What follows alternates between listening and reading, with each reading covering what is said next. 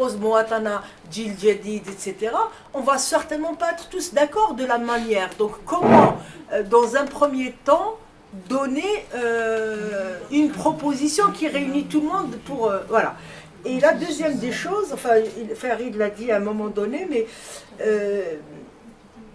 comment les négociations, je pense, hein, moi je suis complètement d'accord, il faut passer à un moment donné. Est-ce que on a le rapport de force de négocier et arracher les clés? Je ne sais pas, on ne peut pas le savoir tout de suite, il faut attendre que... Et s'il faut négocier sur la chambre, comment se construire pour que la chambre, justement, ne pas tomber, voilà. Quelque chose d'important. Moi, ce que je voudrais savoir, c'est les Algériens de l'étranger. Excusez-moi, il y a un ordre d'inscrits, s'il vous plaît. Alors, ne pensez-vous pas que c'est la crise des clans en haut qui a permis, justement, l'émergence de ce soulèvement, parce que les gens qui, on sait, ils sont arrivés jusqu'au bout, jusqu'à remettre un président grabataire, enfin bref, ils ont fait beaucoup d'erreurs, hein. Et dire qu'ils sont imprévisibles, je ne suis pas trop d'accord, parce que vraiment, ils étaient prévisibles sur tous les coups. C'est comme si on... Moi, j'ai pas dit qu'ils étaient imprévisibles. Ah, voilà. Donc, est-ce que ne pas profiter justement de ce soulèvement pour enlever cette peur, cette crainte de ce système, parce que j'entends des gens qui disent ils sont très durs, ils ont des techniques, les DRS, ils ont joué tellement de rôles depuis si longtemps. Nous sommes ici de plein de générations confondues. Je crois qu'on peut les flairer de loin. Donc est-ce que vous ne pensez pas que c'est la crise en haut, qu'ils n'ont pas trouvé de remplaçant, qu'ils n'ont pas trouvé, un clan n'a pas pris le dessus sur l'autre, qui a fait en sorte qu'on aboutisse à ce rapport de force qui existe aujourd'hui et qu'on peut renforcer évidemment avec la mobilisation. Rapidement, toute une série d'éléments Oui. dans ce que vous dites ont contribué à bloquer le système d'élaboration des décisions, notamment pour remplacer la pièce maîtresse, c'est-à-dire pour désigner un autre chef de l'État que celui qu'ils avaient. Et ça a bloqué. J'ai expliqué déjà, pas ici mais ailleurs, qu'il y a eu une pénétration du monde des affaires dans l'élaboration des décisions dans le système, et que dès lors, les antagonismes se sont renforcés, etc. C'est un peu cela. Mais bon, peu importe les causes qui ont conduit le système à être bloqué, je pense que d'autres peuvent fournir d'autres explications. Toujours est-il que le système s'est bloqué, qu'il n'a pas désigné, et que c'est la goutte qui a fait déborder le vase. Là, je pose une hypothèse qui est que ce qui se passe en ce moment en Algérie, c'est plus qu'un événement politique. C'est une transformation de la société. C'est une décolonisation de la société. Je le vois comme ça, et je le vois comme quelque chose d'irréversible qui va donner des fruits parce qu'il met une pression sur le régime. On ne sait pas si la pression va faire exploser le régime aujourd'hui, etc. Mais ce que je voulais vous poser comme question, c'est que les analystes qui travaillent sur l'Afrique et sur les dictatures en Afrique disent parfois que l'un des problèmes de l'Afrique, c'est que quand le dictateur n'a pas où aller, il se met à réprimer, parce qu'il est acculé comme une bête sauvage. Donc il se met à mordre. La question que je vous pose, c'est par rapport à nos dirigeants, enfin je ne sais pas comment les appeler, à cette caste, quand on va rentrer dans la négociation, bien sûr ça dépendra de l'état de la pression, de l'état de la fissure au sein du régime, etc., et de qui va négocier. Mais quand on va rentrer dans la négociation, est-ce que ces gens-là, il faut leur préserver leur porte de sortie à l'étranger? Parce qu'on a envie de les juger, ces gens-là. On a envie de les juger.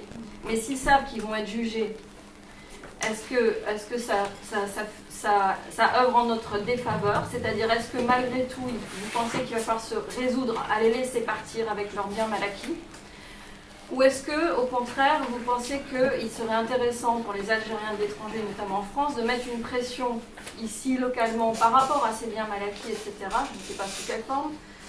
Mais, enfin voilà. Et est-ce que ça poserait pas plutôt le risque de les acculer tellement qu'ils vont rester là-bas et réprimer la population? Je ne sais pas quelle est votre vision là-dessus. Je pense qu'il ne faut pas brûler les étapes, qu'on n'y est pas. Oui. Ce n'est pas la question de l'heure, et que de toute manière, l'ancien président d'Amnesty International en Algérie ne peut pas dire autre chose. Il faut appliquer le droit sur la base des conventions internationales relatives aux droits de l'homme. et non pas sur la base de lois qu'on met en route comme ça. Voilà. Oui, Abdullah, je suis militant d'immigration d'origine marocaine. Je peux dire marocain ici. Rigolant. Au contraire. Alors, Attention, le Marocain. le Marocain qui parle. Attention.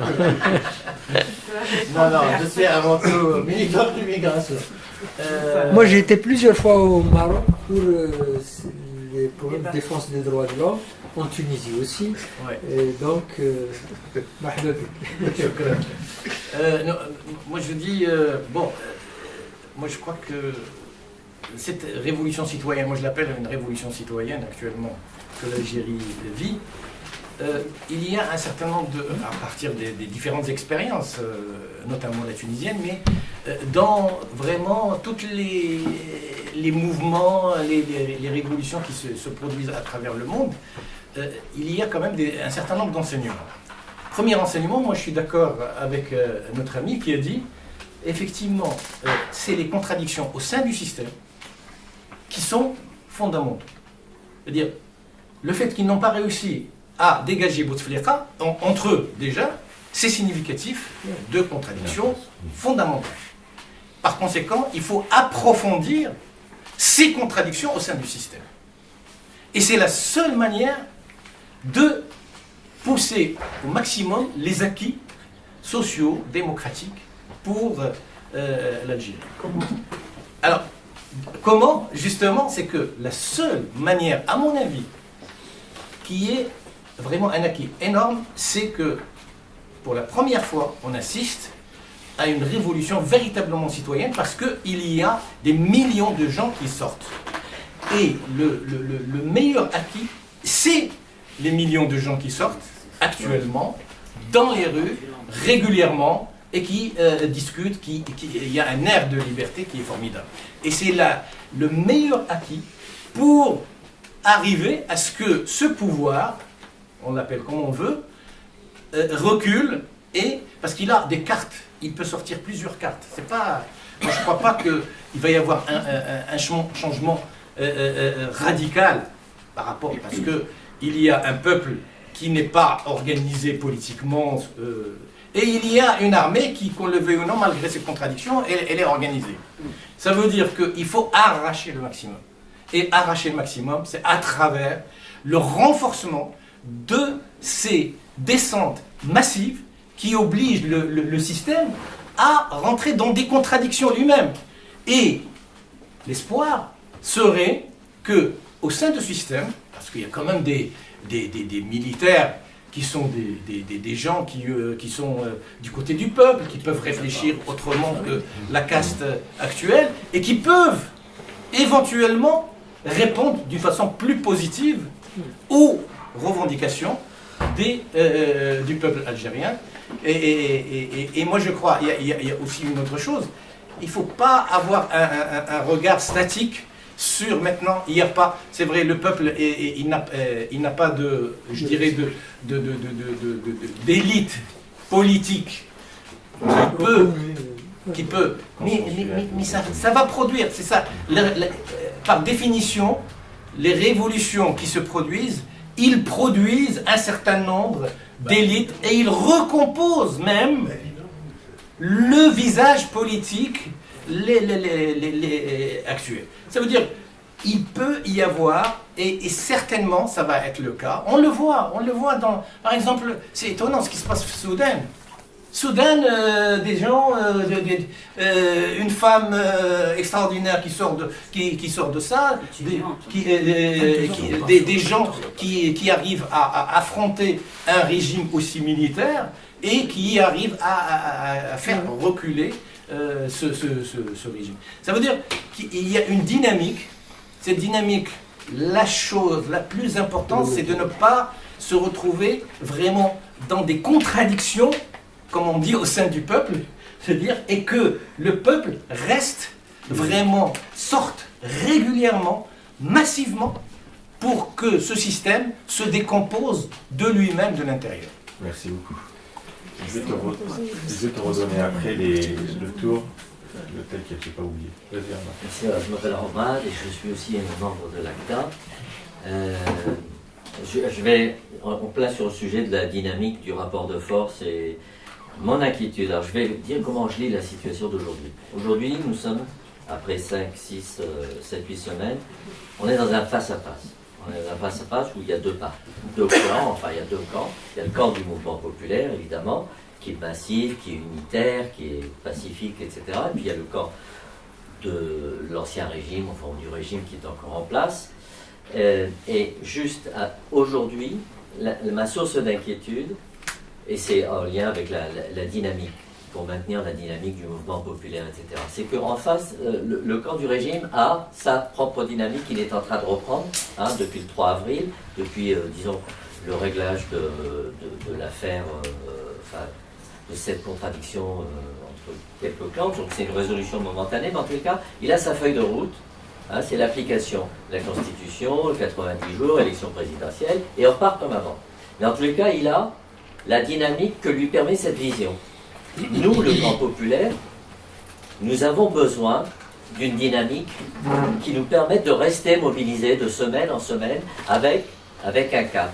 Alors dans ce cap, il me semble que c'est la responsabilité de ceux qui pensent, enfin en tous les cas de ceux qui sont dans le camp populaire, des militants, etc., sans se préoccuper de savoir s'ils sont dirigeants du mouvement populaire, etc. Non, c'est de produire la vision qui dépasse ce Gaël Salah, qui dépasse cela, qui donne à voir, qui donne à rêver, parce que je crois que c'est comme ça qu'on va pouvoir alimenter, disons, la mobilisation, qu'on va pouvoir continuer à donner du carburant au mouvement, de manière à ce qu'il non pas qu'il ne s'essouffle pas, mais qu'il ne cède pas à la normalisation qui est en train de s'opérer à 90 jours.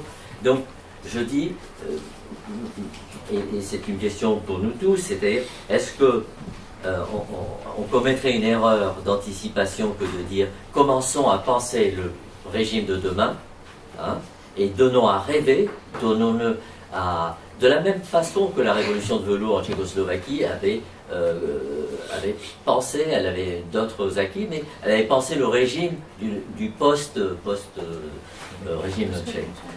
Voilà, c'est ça mon inquiétude et ma question. Voilà, il y a une chose, moi je vais répondre d'abord à ceux qui pensent qui parlent déjà de négocier. Je ne sais pas, soit par naïveté, négocier par naïveté, aller vers un système assez ferme, qui est vraiment Machiavel devant lui est un innocent. Donc un système assez rusé, il l'a démontré à travers l'histoire. Donc négocier, soit on est naïf, soit on veut avorter un mouvement.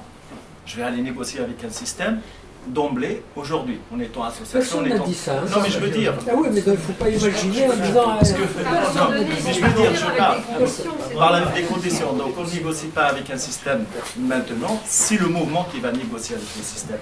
On est face à un système, moi, ce qui m'intéresse d'analyser la nature du système. Il y a des gens qui pensent à cette révolution qui ressemble un peu. Il y a des gens qui associent ce mouvement assez pacifique, silmia, un peu aux révolutions de l'Est. Moi je dirais, je ne suis pas d'accord parce que les révolutions de l'Est, il y a un moment donné, c'est la chute de l'URSS, on voulait instaurer les démocraties à l'occidental. Donc c'est des révolutions qui ont été accompagnées par les pays européens, dont la volonté aujourd'hui de faire une Europe, de l'Union européenne, de les intégrer. Donc s'ils ne s'intéressaient pas à cette dynamique, ça aurait fini dans la violence. Parce que ces régimes-là, ils ne vont pas céder. Donc ils avaient des pressions de l'autre côté. Donc c'est de voir un peu la nature de 20 ans de Bouteflika aussi. C'est important de les voir ces 20 ans. Ces 20 ans de faire un peu l'analyse de ce régime pendant 20 ans. Ce régime des élections de Bouteflika, à chaque année, à chaque élection, il y a des concessions d'un régime face à l'Occident. Donc un peu un par un. C'est-à-dire que l'Occident en général, c'est le parrain d'un système.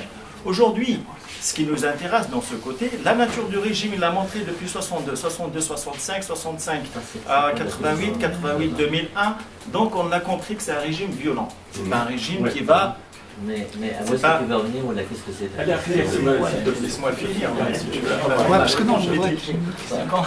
Donc ce qui m'intéresse dans tout ça, c'est de comprendre qu'une silmia face à un régime assez violent, est-ce que ça va perdurer? Est-ce que le régime va céder avec ça? L'illusion que la révolution algérienne est semblable à l'Europe de l'Est, c'est faux, donc historiquement, c'est pas. Donc, ce qui m'intéresserait par rapport à ça, de comprendre quelle est la détermination, quels sont les outils de lutte, quelle est l'organisation pour céder un régime. Ceux qui parlent d'un régime qui a des antagonismes, ça ne regarde pas. Tous les régimes, ils ont des antagonismes. Même en France, il n'y a pas un régime homogène, ça n'existe pas. De plus, en Algérie, ils sont ainsi sur une manne pétrolière, ils vont se mettre d'accord à un moment donné parce que, voilà. Moi, j'ai une question très concrète. Je voudrais savoir comment sont perçus les Algériens de l'étranger et qu'est-ce qu'ils pourraient faire comme soutien au pays. C'est délicat, ça. Ah, ça y est, deux questions. Non. Je ne vais pas répondre parce qu'en fait, je vous ai répondu, il est probable qu'on ait des conceptions différentes, mais c'est normal. Donc, c'est pas un problème, mais il est utile que des points de vue différents, celui d'un conférencier ou de telle ligne qui émerge, s'expriment. Donc, voilà. Maintenant, que pensent en Algérie les gens de ce que... Franchement, au-delà de ce que peut dire tel ou tel apparatchik ou tel journal extrémiste de droite en France, les Algériens qui sont en France, ce sont les enfants, les parents des Algériens qui sont en Algérie. Il en va ainsi de la plupart, ou sinon de toutes les émigrations. Donc, si vous voulez que je pense de mes enfants qui sont en France, s'ils sont en France ou s'ils sont au Canada, je pense que c'est mes enfants et que j'aimerais qu'ils réussissent. Et évidemment, d'un point de vue politique, je me dis, les salopards des tenants du système qui n'ont pas répondu à leur attente et qui ont fait qu'ils sont partis à l'étranger. Ça aussi, beaucoup de gens le pensent. Il ne faut pas se préoccuper de ça. Les émigrations algériennes dans différents pays sont rentrées tout de suite de plein pied dans la lutte pour dénoncer le système. C'est ça qu'il faut retenir. Vous voyez, il y a un tas de choses qui apparaissent comme des détails lorsqu'on a vu le fait que la lutte commence. Elle a 1 mois et demi, c'est tout. Donc, les autres choses qui sont dans le détail, qui sont intéressantes à débattre, mais qui n'entrent pas nécessairement dans le cadre de la mobilisation nécessaire, des points essentiels sur lesquels il faut axer la lutte, eh bien, voilà, moi je préfère qu'on regarde les choses essentielles de la mobilisation pour continuer à aller de l'avant, parce que ça peut être long. Mais est-ce que tu peux élargir un peu ton analyse? Quel impact sur le Maghreb et quelle perspective par rapport au Maghreb, ce qui se passe en Algérie? Oui, c'est important, bien sûr, c'est important. C'est vrai que c'est pas la question la plus importante tout de suite, hein, mais on peut comme ça, à froid, dire et ben voilà, moi ce que je dis personnellement, si ça pouvait réussir, ça veut dire que les peuples ont désormais droit à la parole pour l'élaboration des décisions stratégiques, et ce sera le moment de faire en sorte que en Tunisie, au Maroc, en Libye, en Mauritanie, là aussi, un peu partout, les peuples aient droit à la parole, et qu'on fasse un Maghreb dont les orientations soient celles qui sont voulues par les peuples de ces régions, et non pas celles qui sont imposées par des structures gouvernementales restreintes qui souvent tournent le dos aux aspirations des populations. Pour moi, les Maghrébins sont un peuple largement homogène. Pas complètement à 100% homogène, il y a des différences, il y a des sensibilités, etc. différentes, mais il y a vraiment de nombreux atouts qui permettent de rassembler au maximum l'ensemble des peuples de la région, et cela pourrait constituer une force qui peut compter de manière importante sur la scène internationale, et qui ouvre des portes à un meilleur avenir à une meilleure situation pour les populations elles-mêmes. Je vois le Maghreb comme un peuple de frères qui ont leurs spécificités, distinctions, etc., mais qui sont des frères qui peuvent se tracer un horizon commun. Et voilà. Et donc, ce qui se passe en Algérie peut ouvrir la porte à cet espoir-là, à la réalisation de cet espoir-là. Alors, si la transition démocratique autonome du régime advienne, quelle finalité vous pensez de cette transition? Est-ce que ce serait d'arriver à élaborer une nouvelle constitution? Est-ce que ce serait, il faut d'abord commencer par l'élection d'un président de la République? Est-ce que vous pensez qu'il faudrait... enfin, en général, est-ce que vous pourriez nous dire comment vous voyez les modalités d'organisation politique de cette transition et sa finalité? Je ne vois que les grands aspects, oui, les grandes lignes, et je peux dire très clairement, c'est-à-dire que c'est voulu de ma part, que même si j'avais personnellement des détails qui me semblent intéressants, j'ai pris ma décision de ne pas le dire pour l'instant. Parce que si je demande aux gens de regarder l'essentiel pour la mobilisation, pour continuer la lutte, parce que si on entre dans le détail, on va avoir des éléments de division, bien sûr. Même entre nous ici, on est d'accord pour qu'il y ait une transition démocratique. Mais si j'entre dans le détail, il y a un autre qui pense que non, c'est comme ça. Pour l'instant, on est loin de conquête essentielle. Et donc, il faut regarder le plus large dénominateur commun pour avancer. En Algérie, il y a sectoriellement des discussions qui parfois entrent dans le détail. C'est bien que ça ait lieu. C'est sectoriel, chacun, il est normal. Les avocats ont une vision différente de celle des magistrats, différente des étudiants, différente de tel secteur industriel, etc. Bon, c'est bien que ça se déroule. On discute aussi dans le détail. Mais pour l'instant, discuter de savoir est-ce qu'on va élire un président pour 5 ans, ou 7 ans, ou 6 ans? Est-ce qu'on va élire une assemblée constituante et législative, ou bien seulement constituante? Et pendant ce temps, c'est le gouvernement provisoire ou de transition qui élabore seules les décisions, entouré d'un conseil ou non. Ce type de travail, à mon avis, n'est pas mûr encore. Il n'y a pas suffisamment d'éléments sur la scène, tels qu'exprimés par les différents collectifs, qui s'orientent vers des choses très claires, qui, si on avançait encore, ne diviseraient pas les gens. Et donc, je dis, il faut d'abord regarder l'essentiel. On est encore loin du compte. Même simplement les personnes, c'est pourtant l'étape la plus facile pour le système, de se débarrasser encore de quelques têtes. C'est évident qu'on ne peut pas négocier avec Bedoui, parce qu'il n'a aucun pouvoir pour négocier. Donc autant négocier pour celui qui lui donne les ordres derrière, c'est mieux. Mais on n'est pas à la phase de négociation encore. C'est pour ça que je dis que la personne ne dit.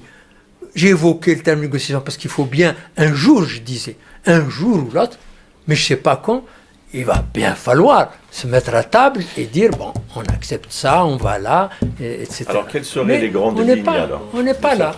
Les grandes lignes, on les a données, elles sont déjà. À peu près toutes les propositions disent, je l'ai rappelé tout à l'heure, qu'il faudrait une instance présidentielle, qu'il faudrait un gouvernement de transition provisoire pour une durée déterminée. Bon, moi, je souhaiterais que ce soit au moins un an. Et encore, si je pouvais choisir, je dirais plus. Mais d'autres estiment que c'est 6 mois, d'autres 8. Bon, c'est des choses qu'il faut discuter. Personne n'a la capacité de dire. Il faut voir ce que aussi le régime et l'état dans lequel il sera, ce qui sera pour lui acceptable, pour qu'on avance sans grand heure. Là aussi, le moment venu, il faut prendre en considération ces aspects-là. C'est pour ça que ça dépend beaucoup du rapport de force. Au moment où le système ou ses tenants disent, bon, écoutez, ils vont appeler tel ou tel, et ce tel ou tel qu'ils vont appeler, il ne va pas aller tout seul. Il faudra bien qu'ils se retournent vers tous ces collectifs, vers ces gens qui ont mené ces luttes-là pour qu'ils l'accompagnent. parce que sinon il va à sa ruine, s'il va tout seul. Il ne fait pas le poids, personne ne fait le poids comme ça tout seul. Eh bien voilà, c'est comme ça que ça peut se passer. Et moi je trouve que ça ne sert à rien de dire que le présidium aura tel pouvoir, le gouvernement provisoire aura tel pouvoir. Il y en a déjà, le premier vendredi, ils ont commencé à dire quelle sera la compétence du gouvernement de transition. D'autres donnent la compétence de tel ou tel autre organe. Ah, le Conseil constitutionnel, il faut le remplacer et mettre... on n'y est pas. On n'y est pas. Ce que je sais, moi, oui, je demande la dissolution du Conseil constitutionnel, parce que je sais qu'en aucune manière, sa composition actuelle ne peut contribuer, de quelque manière que ce soit, à des élections honnêtes. Il faut absolument le dégager si on veut avoir des élections honnêtes. Donc ça, c'est clair. Est-ce que ça veut dire qu'il faut le remplacer? Je ne sais pas. À mon avis, non. Donc, pendant un an, on peut se passer d'un Conseil constitutionnel. Comment? Rien. J'ai dit, les mots ont un sens. Je dis, on peut se passer du Conseil constitutionnel pendant un an. Bon, c'est mon point de vue. Peut-être Est-ce que dans l'ordre, ce serait d'élire un président? Mais on n'y est pas. Hein. On est loin de tout ça. On est loin, mais est-ce qu'on pourrait commencer à réfléchir? Est-ce qu'il faudrait commencer réfléchir à tout? Ouais. Tout, bien sûr. Réfléchir à tout. Simplement, moi, dans ce qui est entré, dans ce que j'estime être le détail, dès lors que je parle à beaucoup de gens, si on était en aparté dans un coin tous les deux, je peux dire peut-être beaucoup de choses, parce que ça n'a aucune répercussion. C'est juste mon point de vue et le vôtre. Mais si on prend la responsabilité de parler sur Internet, sur une radio, sur une télé, à des collectifs, là, ça devient des prises de position politiques. Et là, donc, il faut savoir ce qu'on dit. Il faut que ce soit réaliste, il faut que ce soit sur une ligne, il faut que ça réponde à des éléments un peu stratégiques, quand même. Voilà. Moi, juste